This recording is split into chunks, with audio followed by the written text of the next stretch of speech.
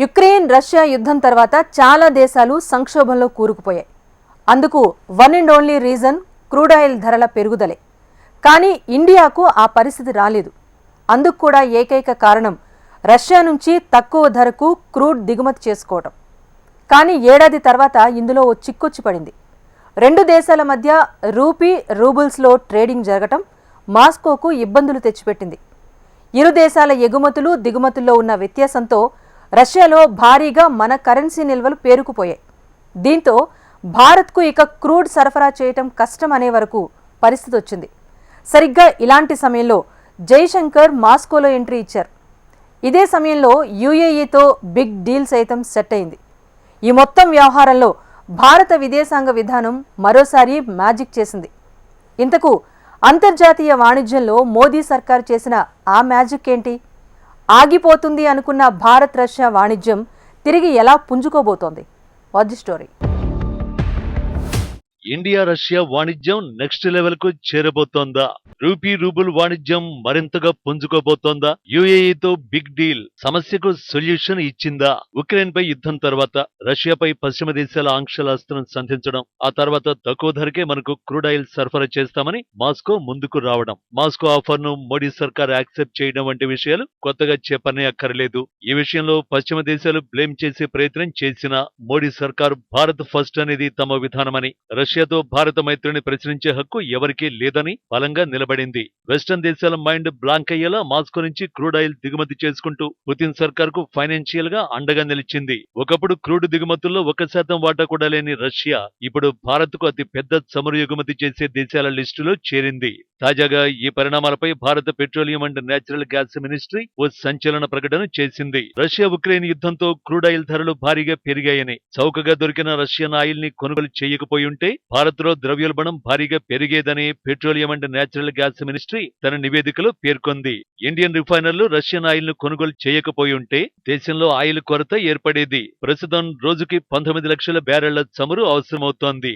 Russia కాకుండా ఇతర దేశాల నుంచి కొనుగోలు చేస్తే ఆయిల్ రేటు బ్యారెల్ కు అదనంగా $30 నుంచి $40 మేరకు భారం పడేది అని వెల్లడించింది. అంతర్జాతీయంగా రోజుకి 10 కోట్ల బ్యారెళ్ల క్రూడ్ ఆయిల్ అవసరమవుతుందని కొన్ని నివేదికలు అంచనా వేస్తున్నాయి. ఒకవేళ Organization of the Petroleum Exporting Countries రోజుకి 1 లేదా 2 మిలియన్ బ్యారెల్స్ ఆయిల్ ఉత్పత్తి తగ్గిస్తే ధరలు 10% నుంచి 20% మేర పెరిగే అవకాశం ఉంది. దాంతో ఆయిల్ ధర బ్యారెల్ కు $125 నుంచి $130కు చేరుకుంటుంది.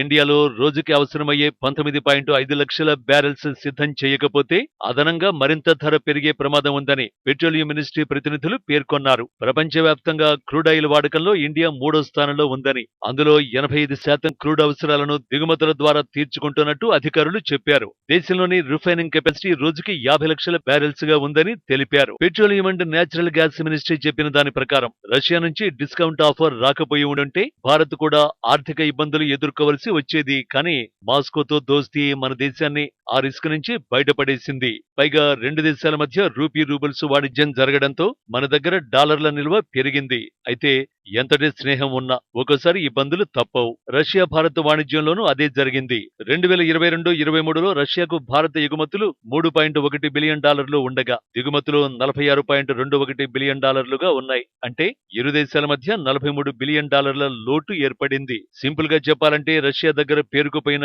ఇండియన్ కరెన్సీ వాల్యూ $46.21 బిలియన్ తో సమానం. మరి మన దేశం నుంచి పెద్దగా దిగుమతులు చేసుకుని రష్యా ఆ డబ్బంతా ఏం చేసుకుంటుంది?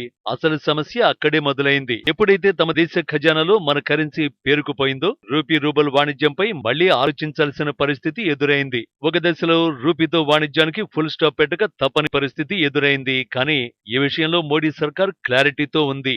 రూపీని అంతర్జాతీయ కరెన్సీగా మార్చాలనే లక్ష్యంతో ఒక్క రష్యాతోనే కాకుండా ఇతర దేశాలతోనూ ఆ దిశగా సమాలోచనలు చేయడం మొదలుపెట్టింది. శ్రీలంక, మలేషియా లాంటి చాలా వరకు చిన్న దేశాలు సొంత కరెన్సీతో వాణిజ్యానికి రెడీ అని ప్రకటించాయి. ఈ లిస్టులో భారత్ కు అతి పెద్ద చమురు దేశం యుఏఈ కూడా ఉంది. తాజాగా ఆ దేశంతో తొలిసారి రూపాయిలోనే చెల్లింపు పూర్తి చేసింది భారత్. గత ఏడాది జూలై 11న ఆర్బీఐ తీసుకున్న నిర్ణయానికి అనుగుణంగా భారత్ తన కరెన్సీలో చెల్లింపులు చేసింది.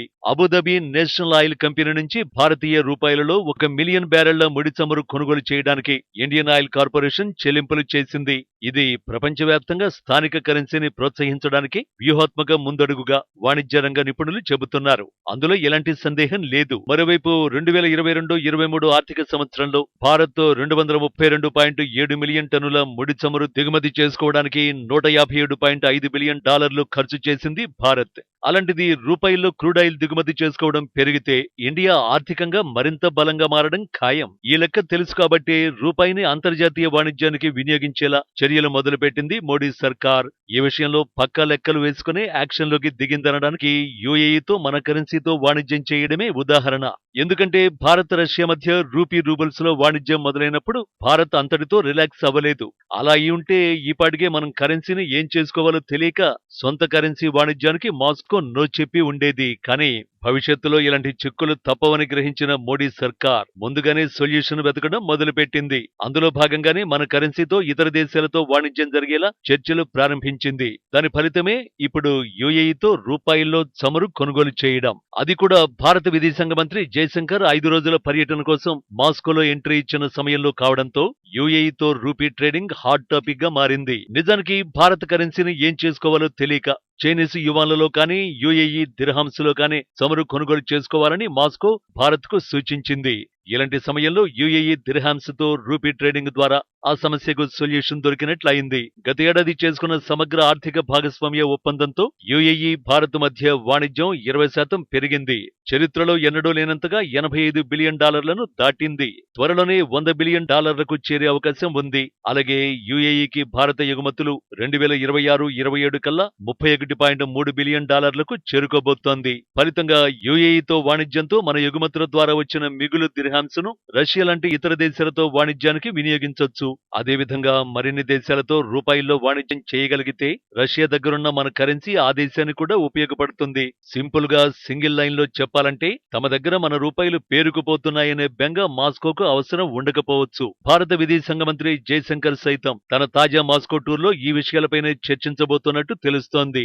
ఓవరాల్ గా ఒక్కటి మాత్రం నిజం, రష్యా యూఏఈ మాదిరిగా మరిన్ని దేశాలతో రూపాయల్లో వాణిజ్యం చేయగలిగితే భారత్ మరింత ఎత్తుగా ఎదగడం ఖాయం.